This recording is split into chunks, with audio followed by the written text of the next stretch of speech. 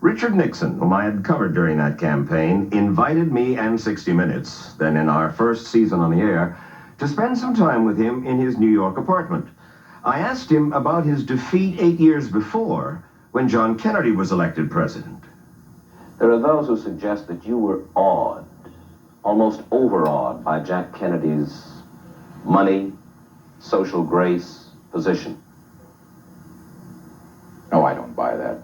I think everybody tries to rewrite history in terms of what the book should read. But while I do not have money, and perhaps while I am not blessed with particular social grace, I have a confidence that comes from a different source. I fought my way up all the way. And I don't mean that somebody who didn't have to fight his way can't make it too.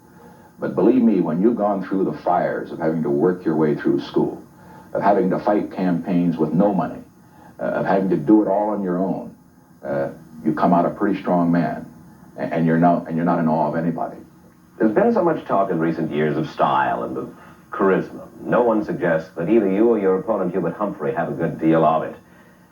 Have you given no thought to this aspect of campaigning and of leading? Well, when style and charisma connotes the idea of contriving of public relations, I don't buy it at all. As I look back on the history of this country, some of our great leaders would not have been perhaps great television personalities, but they were great presidents because of what they stood for, because of their principle, their courage, their character. Now, I hope to win this election. If I do win this election, I think I will conduct the presidency in a way that I will command the respect of the American people. That may not be the same style of some of my predecessors, but it will enable me to lead. Let me make this one point. Some public men are destined to be loved, and other public men are destined to be disliked. But the most important thing about a public man is not whether he's loved or disliked, but whether he's respected. And I hope to restore respect to the presidency at all levels by my conduct. And as far as the charisma and all the PR tricks and everything else that's supposed to make you look like a matinee idol, forget it. If that's what they want in a president, I'm not the man. But the name Nixon is anathema to millions of American voters. To them, Richard Nixon is a political opportunist to whom the desired political end is justified just about any political means.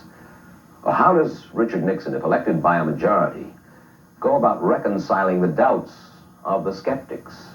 I do have, based on a hard political career going back over 22 years, some people in this country who consider me as anathema, as you pointed out. But on the other hand, I believe that I have the kind of leadership qualities that can unite this country and that at least can win the respect, if not the affection, of those who have a very bad picture of Richard Nixon. Let's go back in time a little to the late 1940s, the early 50s. Did you commit no political excesses on which you look back with regret? Well, I'm not going to discuss the charges of my critics going back to the late 40s and the early 50s and the 60s for that matter. I have been able to take it, and I respect the right of people to disagree with the kind of campaigns that I have conducted. But I will insist on one point, and I will certainly submit my case to any questioner, including you, on this point. Throughout my political career, I have campaigned only on issues, never on personalities. I believe that every individual who runs for office must submit his entire political career, everything that he's said, everything that he's done, to public scrutiny. And his opponent has a right and a responsibility to attack those policies so that the people can see the choice. I have done that. I've attacked hard, and I have been attacked hard. And I have no apologies to make with regard to having presented the case as well as I could. And no regrets? I'm as you know, a pretty good self-critic. You have to be, or otherwise you'll never survive. And certainly I must have made a number of mistakes through the years. But you learn from mistakes. You attempt to become a better man through the years. I think, for example, I'm a much better candidate in 1968 than I was in 1960. Why? It isn't because there's a new Nixon. As you well know, my face hasn't changed much. I've lost a little hair and perhaps a little more jolly than I was, although my weight is about the same. But the point is that the times have changed. The situation has changed. The problems are new. The country is new. The world is new. And if I haven't learned over the past 8 years about these new problems, and if I don't have new solutions to those problems, then I'm not worthy to be a candidate. You were vice president only 6 years after you first went to Washington as a congressman. You were only 39 years old at the time. Did too much happen to you too soon in your political career? Well, I've often wondered about that.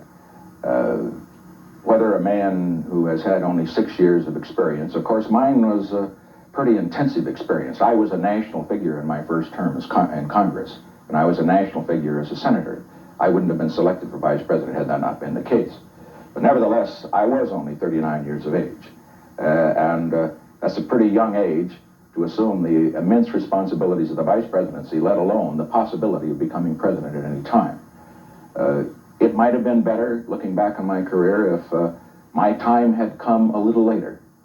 But you can't select your time. You say that you were a national figure early on in your political career, but you made your reputation as a communist fighter. Wasn't that the easy way to do it? Certainly in this business of what you call communist hunting, there have been charges made that couldn't be substantiated. There have been excesses committed by committees and incidentally by the communists too. But as far as my participation in that case, I think if you read the whole record, it's one that stands up. I think I was fair, I think I was strong, and it resulted, of course, in the conviction of a man who had been engaged in activities involving espionage. So no regrets on that score either? On the Hiss-Chambers case, none. Well, you say on the Hiss-Chambers case, none. What about your use of the word treason, traitor, in talking about the Democrats? Mike, you can study my entire political career. You can study every speech that I have made. I have never used the word traitor in referring to Harry Truman, Dean Acheson, any of those who were in government during that period. The term 20 years of treason is one that I, in all of my campaigns during that period, repudiated. I pointed out that the question, which was before the American people, was not one of the loyalty of Harry Truman or Helen Gahagan Douglas or others against whom I was running, but the question of judgment, their judgment as to what the communist conspiracy was up to. I think their judgment was very, very bad on that point. And incidentally, since we mentioned Harry Truman, he was a courageous president and in some ways will be designated one of our great presidents at that time. But I think his judgment in the handling of the Hiss case was very bad. And I have no apologies for having nailed the administration for what it did and failed to do in that case. Do you feel yourself misunderstood by a good number of Americans? No. Let me understand one thing there. I have never resented the fact that commentators on television and columnists and the rest point out that I'm not a man who is loved by the people, that I don't have charisma and the rest, or that I'm not a pretty boy, and my face is not particularly one that's going to win any beauty prizes. That doesn't bother me a bit. I'm not concerned about the attitude of my critics on those scores. What I am concerned about is this.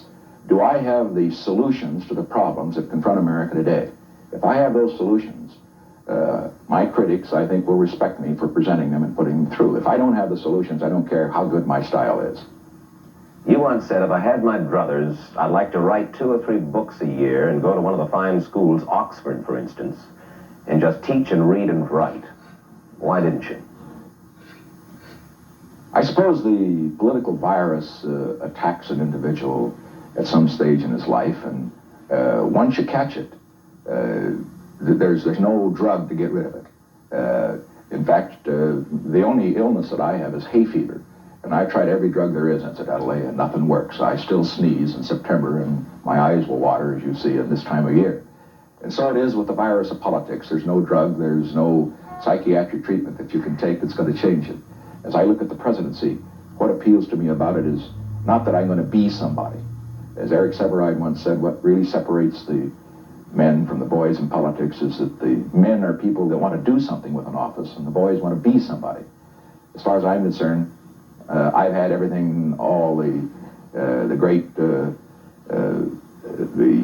praise and everything that comes that from being in high office. That means nothing to me now. But I think I can do something about the problems of building peace abroad and peace at home that some other man might not be able to do. Richard Nixon, dead at 81. The irony is that despite the disgrace of Watergate, he died with the affection of some and the respect of many for his courage, his intellect, and his determination to ask history to judge him with compassion.